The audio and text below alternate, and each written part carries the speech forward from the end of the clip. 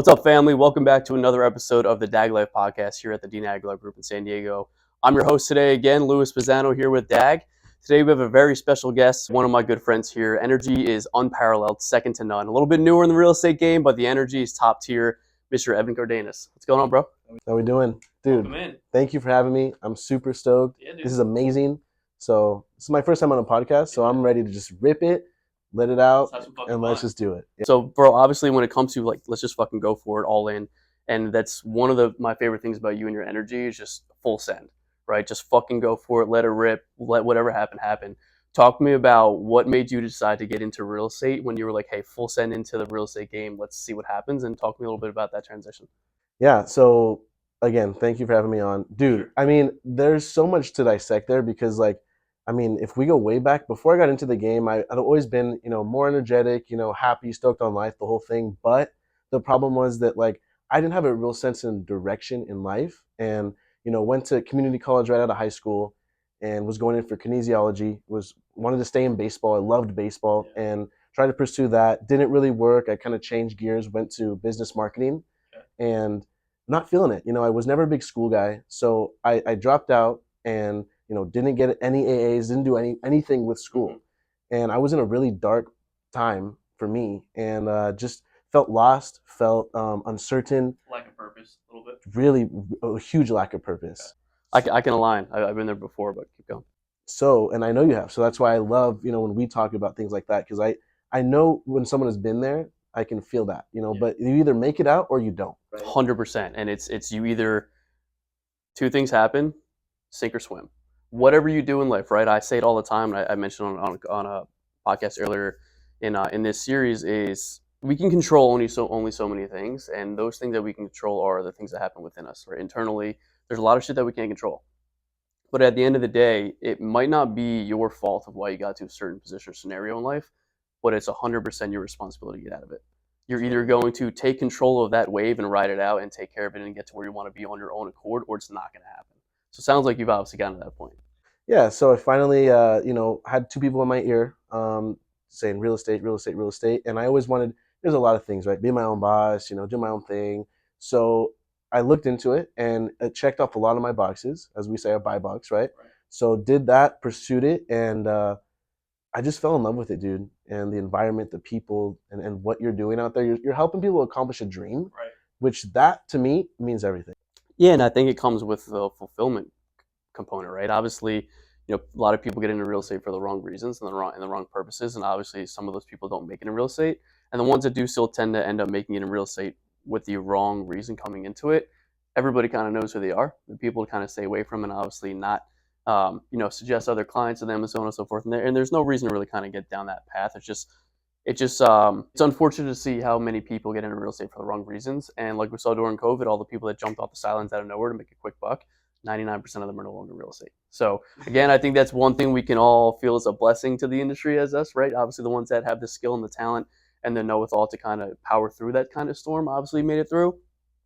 In terms of your transition from where you were prior, talk a little bit about what you were doing before real estate and how the transition has kind of changed your life. Yeah, great question. So I was in the car industry a little bit, and I was also selling turf online. Okay. So internet sales, things like that. So, kind of had the understandings of what a CRM was like and emailing people and calling them, and not so much cold calling, but just having those conversations, right? Trying to upsell people and just kind of, getting the sales aspect, right? So the hardcore grimy sales aspect, that's what I was doing. Okay. And, I didn't love what I was doing, obviously. So I was just like, I'm out, right? So that's what, again, I think but those really gave me the pedigree to kind of transition and use what I had and kind of transition into this. Right. And I think when you look at it, right, there's sales is a big category, just like business is a big category, right? But there's so many other components to sales, right? Online sales, internal sales, ISA, car salesmen, realtors, right? There's various versions of that. But at the end of the day, I think, one thing that I lean on when it comes to real estate, especially when I speak with my own clients, is real estate is not sales. You need to have good sales skills, and it is a huge component of the process. But real estate's a people business. It's a relationship building business. It's your reputation, it's your character. That's kind of what portrays you to be a good person or not. And that's going to ultimately lead to people that are successful in real estate or not. So in terms of you obviously making that transition because you felt that the grimy salesness from what you were doing, compared to you as a person, who you are as a person, right? So in terms of where you are at now, which is amazing to see, right? A lot of success in the first quarter, second quarter of this year so far, and over the last 6 months, which has been cool to kind of see unravel, and obviously been a part of it since day one. So it's been awesome to watch it kind of grow. Yeah. And we talk a lot about DAG life, right? And being here at DAG, the Dean Aguilar Group, and the people that encompass our team, our family, and what it means to each and every one of us, right? In terms of you getting into real estate and making your transition into DAG, right? Because you've been here for about a year now, year and a half now. A little over a year. Okay, so going on that year and a half mark, what was something that drew you into DAG, and what's the thing that kind of made you ultimately decide this is where I need to be or want to be? Right off the bat, I mean, it was just the people here, the support that I felt. Coming in, I had interviewed already a couple different more luxury teams. I'm born and raised in Solana Beach, and I really thought that I could just jump right into that scene, that coastal luxury scene. Like a lot of people do, so it's understandable. So I was like, oh, let me go out there, and I knew a couple teams, and I interviewed them, but they were too buttoned up for what I wanted, and maybe that will be me down the road. But me at the beginning, I was like, that's not me. I need to go somewhere where I'm feeling the love, the energy, the passion, and Let loose a little bit. let way loose. Like that's what I love to do. So I come in, I saw some role plays and met with Gil when I first joined, and it was just amazing, dude. And I was like, this is exactly where I need to be right now. And at this moment, still, I mean, I'm a year and some change in, and like I don't see myself leaving because it's like there's just so much good going on here. The vibes are always great. We got trainings 2 days a week. Like who else is doing trainings 2 times a week? Plus, yeah, I mean, and when you look at it as a whole, right? We honestly have something going on every single day, but that's kind of like the a foundation of us. And I think one thing that I talk with a lot of people about, especially being the director of recruiting, which is a word that we all hate. It's more so attracting the right people and kind of just growing the team along with Gil. A lot of the conversations we have is tailored about this is who we are, this is what we're about. It's either something you're open to and you feel like it could be a benefit to you in your business and your life and from a personal perspective, or you don't. And that's totally fine because we are very unorthodox. We're not for everybody. We've seen it before where some people are like, y'all are loud as fuck, y'all are obnoxious, y'all have too much fun, even though you crush your real estate game. And that's all good, right? Obviously, everyone has their own. We're not everyone's cup of tea. We're some people shot at tequila, right? Yeah. So it's different strokes for different folks. So I love that you brought up, the energy and the vibe and kind of accustomed to you and your personality. At the same time, we have such a diverse crew, right? So in terms of agents that are 19 and agents that have been in the business for 30 years, right? So I think when we look at it at scale, I think it's one thing that makes the melting pot of DAG and portrays DAG life in a very formidable way in terms of like who we are as a crew and family, and obviously having people like yourself as a part of that family. So in terms of like your real estate journey so far, being a part of not only DAG but just kind of you've been killing it over the last 6+ months. What are some of the most important lessons that you've learned so far from your business perspective, and some takeaways that have kind of helped you get to where you are now in succeeding at the way you are? It's really tough, dude. I mean, as you know, right? And for me, I thought I was gonna come into it and just kill it right off the bat, right? 10 deals, 12 deals, whatever, 100 grand a year, yeah. Like the whole thing. And that was a slap in the face to me, where I was like, whoa, because people make it seem to be so easy, and I'm like, I hate that because it's not. Yeah, it's internet fad. It's fucking hard, dude. It is. And so a lot of mental struggles and peaks and valleys, as we know, and getting excited when things are good, and then getting really unmotivated when things are bad. So the most important thing for me has just been consistency, keeping on top of what I need to do, and just being true to who I am. That's that. At first, I was trying to be a little bit more buttoned up. I was trying to, when I was meeting people out in the field that I didn't know, trying to be someone that I wasn't. Yeah. And I ultimately learned that just really wasn't me and what I wanted to, protrude out there. So that's been like my biggest thing. And I started doing the social media push and got really great feedback. And I'd hate to say that like the things we say in social media doesn't help you keep going. You either get like positive feedback or negative feedback or both, right? And I've gotten like very little negative. So that's helped me keep going, keep pursuing, keep trying different things, because not everything's going to stick. Of course. So. And I love that you brought that up, right? There's so many moving parts to that. And in terms of the ebbs and flows, real estate is not an easy game for people to get into, right? The average realtor across the US is out within 3 to 5 years, right? So obviously in terms of what that looks like, there's so many other components that come to that. You have to have tough skin. Obviously rejection is a part of it. It's kind of like me typically getting rejected on a Friday night, right? It happens all the time. It's just kind of how things go. You just got to keep moving on, right? And when you look at, where you are now compared to where you were, And we'll get into your social media push too, right? Because I think that's something to highlight because of your energy and your comedic relief a part of it, and obviously what you were able to do with the golf course and your whole setup and your whole obviously your whole soiree with your crew. Yeah. In terms of obviously moving with the momentum, because we talk about momentum a lot here. And when you're able to carry that momentum into each and every phase or each and every quarter and keep that needle going, because it's not always easy. And the positive, negative feedback on social media is always going to be there. And I almost appreciate and enjoy the negative feedback more than the positive because it helps you kind of see one, the number of miserable people on the internet, Oh. right? It's just like you really have that much kind of time in your day and you're that miserable with life Yeah. to come attack someone that you don't even know because they're just putting themselves out there to have fun or portray who they are as a person. And I love that you brought up like just being yourself because you know you look at me, right? I'm a tatted dude. I walk around in t-shirts and even high end clients they see me with tats and I just am who I am. And I know that people would much rather prefer that person instead of the fake person. The fake person will lose all the time. That's a guaranteed fact, right? You can only fake it for so long. So being yourself is a huge part of the game and essentially life, right? Obviously, the person you want to be is the person that's going to inspire other people to be themselves. For sure. So talk to me about your social media push because it's been fun to watch. You make some funny ass videos with some fucking sombrero hats and Yeah. some ponchos and shit. So talk to us a little bit about what got you to get more into video and what is the ultimate goal for you in terms of your content. Yeah. Thanks, dude. I mean, it means a lot. So, I mean, again, with good, there's a lot of bad, right? And there So, always like, will be.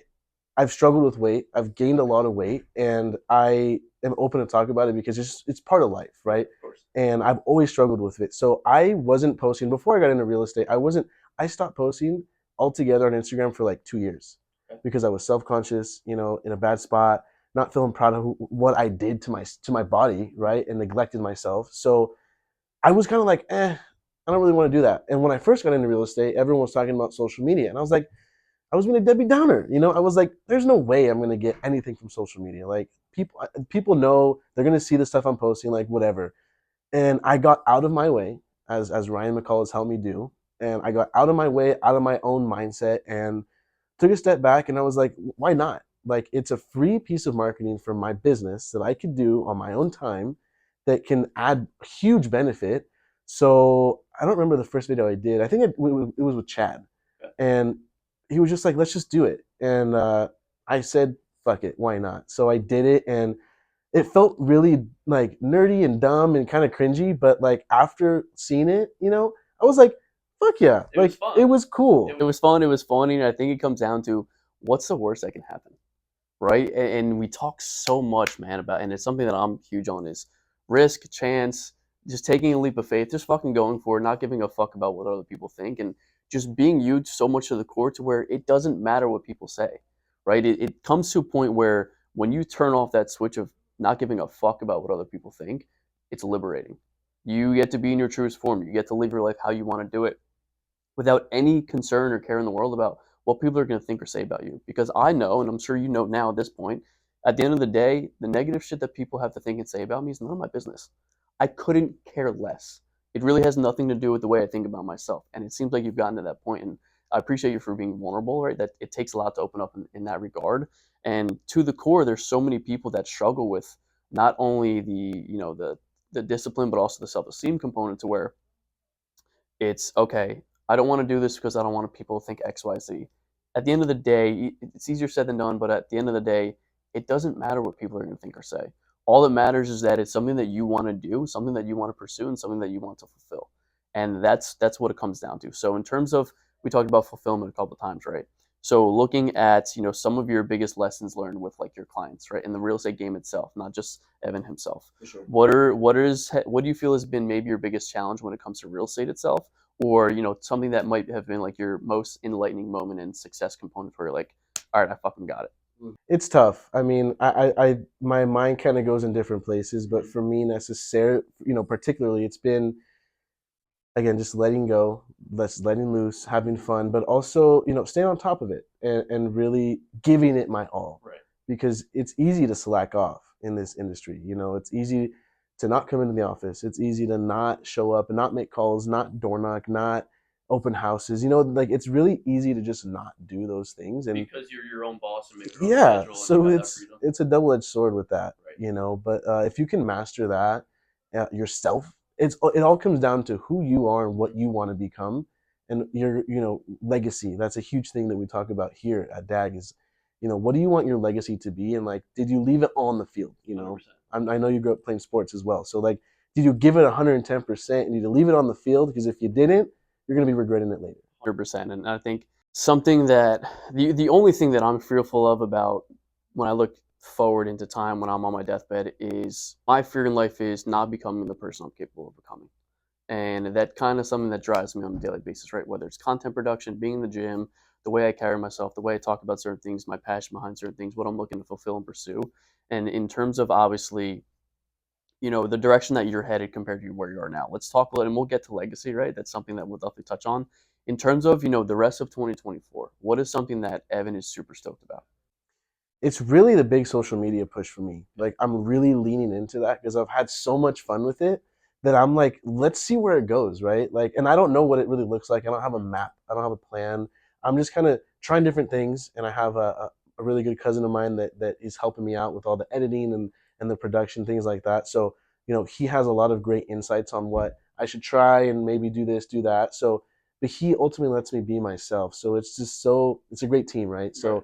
So that's what I'm leaning into. But besides that part, it's really, use what I've learned in the first year and apply it, and just see what I can really do, because that it's so exciting. I remember doing role plays in the front in the first couple of times, and I was like, ooh, I totally missed this part. I missed that part. You're thinking about too many things. Right. So now, There's so much going on, so many people. so it's kind of like a pro in any sport. Once you have so much understanding of the game, you can slow down, you can quiet your mind, and you can just absorb everything. Right. And then use that as ammo to go from there. Right. And I think one of the things we talk about, especially in role play, is like, listen, we're not a script crew, right? We're not all about scripting stuff. The script is a guide to get you to where you need to be. And once you're able to understand and absorb and comprehend everything that's going on, it's a guide. And then you can just apply, right? It's all about applying and executing. And I think we talk about so much, especially in the real estate space, there are a few things that you can do to set yourself up for success. You need to listen on a consistent basis, but listen to understand and comprehend, not just to respond, right? That's part of it. The second part is applying and executing, right? We talk about it all the time, right? We've been talking about sports on this. So in terms of applying and executing, we can coach, we can train, we can support all day long if we wanted to. We cannot be out there in the field playing for you. And you, not just you, but obviously the team in general, right? So in terms of that, there's the people that will take, execute, and apply everything that they're learning to absorb it and obviously push themselves out in the game and progress like you have. And then there are those people that it might take a little bit longer or they might not eventually ever apply and execute. And obviously that will kind of rear its head out to be what it is. So obviously along the lines of you absorbing what you did for the first year, now applying and executing to where you're starting to take off. The life you've lived to this point, all the things that you've kind of grown in, kind of the ins and outs, the ups and downs, the ebbs and flows, peaks and valleys, right? There's a lot to encompass there. You're how old now? 25. 25 years old. Yeah. So you can legally rent a car. Good shit, Yeah, man. exactly. Love that. 25 was a good year for me. But being 25, looking back at 18-year-old Evan, only 7 years ago, but a long 7 years and a lot of shit's changed and happened. You can look back at 18-year-old Evan and be like, kid, listen up. What are you going to tell him right now? I would say to not worry about all the bullshit that society puts on young people. You don't have to make any decisions right now, but just really follow your heart and just take chances. Okay. Because I that's where I was. I was not taking chances. I was kind of playing safe in the corner, and you're not going to win that way. If you want to win. Yeah, and right, and obviously everyone has their own version of winning, right? To some people, it's the 9 to 5, Monday through Friday, and they're cool with what their life looks like outside of that. That's great. For the people that are complaining about the other things, that are complaining about their life and not stepping outside their comfort zone and they're still playing it safe, it's those people that are going to lose, right? In terms of those of us that want more, want different, don't want that 9 to 5, don't want that structure, want a little bit more for their life, the ones of us that want that and we're not complaining, we've stepped outside that comfort zone and we're not playing it safe. For us, that's what winning looks like. That's where other people, hey, I'm a family man. I coach sports on the weekend. I work 9 to 5, or I'm a stay-at-home mom, or I'm the breadwinning mother, but I work 9 to 5 Monday through Friday. For those people that love that and they enjoy it and it's happy, that's amazing. It's the people that complain nonstop, but they refuse to do anything different about their lives. So, in terms of obviously where you started to where you are now, and when you look down the road, Evan, when it comes to Evan on his deathbed, you look back, you're like, hey, I took these risks, I took these chances, I stopped playing it safe, and I went all in on Evan and myself and who I am as a person. We talk a lot about legacy here at DAG. It's an important, North Star and kind of encompasses who we are as a family. And we talk about legacy, a lot of what we're all looking to build, fulfill, and kind of pursue down the road. When you look at your legacy when it's all said and done, what do you want Evan's legacy to be? Oh man, it's so deep for me because like there's so much, And there always will be. there's so much, but the biggest thing is like just someone that never gave up, someone that gave it their all, and someone that gave back to, people in the industry or just people in the community. Mhm. I got into a nonprofit recently. I'm the vice president of a nonprofit, and So let's talk about that for a minute. Sure. What is the nonprofit, and what exactly do you encompass for the nonprofit? And talk to us a little bit about some of your curricular activities along with that. So it's called La Colonia Community Foundation, and it's where I grew up in Solana Beach. It's a little historic Hispanic community right there in Solana Beach, and great Mexican food, great parks, great atmosphere, whatever the whole thing. But the thing is like as we know, right? There's so many people coming in from out of state, San Francisco, coming down and buying real estate down in San Diego because it's more affordable than where they are currently living. So Which is crazy because we're now the number one overall most expensive city in the country. I don't understand that. Sad. But hey, power to real estate gods. I don't understand that. But hey, power to real estate gods. It's nice, it has its ups and downs, Of but course. so it's a gentrifying community that we're trying to preserve the history, and obviously things are going to change regardless. But if I could just, because my family's been there for 4 generations, so I'm so proud of what my family's done there and what the community has meant to North County and Solana Beach, and so I want to really just preserve that history and help students that are in an underserved community, if you will, get them the resources that they had that they maybe wouldn't have, that other kids do. So scholarships, and I want to get in there and do some first time home buyer classes, just to help people that work so fucking hard, dude. Like that's why I love my culture. Obviously I'm Mexican, so I really respect the people that come in there and from a different any country, right? Right. Immigrants, that's what this country's built on. So to come in and to build something and to not have something to pass down to your kids is kind of it hurts for me to think Right. about because I have been blessed to have that.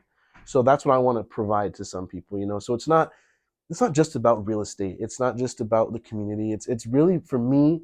Once I had both, I got into real estate and into this foundation last year at the same time, pretty much, and it was so overwhelming. Where it was Right. like two huge things that could be full time, both. So last year was really rough, trying to juggle everything, trying to learn. So now my goal is to marry them, and that's what I want my Dude, I love legacy to that. be. That's amazing. That's super powerful. I don't think that you've talked about that, and I think you should. How can anyone that takes a watch or takes a listen, or for the crew here at DAG, how can we help support? What's the website we could check out? I love it. Yeah, so it's La Colonia Community Foundation. I put together a Dia de los Muertos event every October. So this is gonna be my second year running it. This is like the 8th year. So that's really our bread and butter. Okay. So I'll blast it on social media. You guys will see it. It's free. It's fucking amazing, dude. It's Good like times. music, food, the whole bit, right? So like it's things like that that you can come out and support that make all the difference in the world. Dude, listen, man, I appreciate you opening up and getting to know more about you today, and I appreciate you taking the time to sit and hang out at Dag Life Podcast. I'm excited to kind of see where your journey takes off, and obviously looking further down the road where it's going to lead you with marrying the two. But yeah, I appreciate your time, and I look forward to seeing where things go. Thank you so much. Yeah, man. I love it. Appreciate you. Dag Life, baby. Thank you guys for checking out another episode of Dag Life Podcast. We'll see you next time.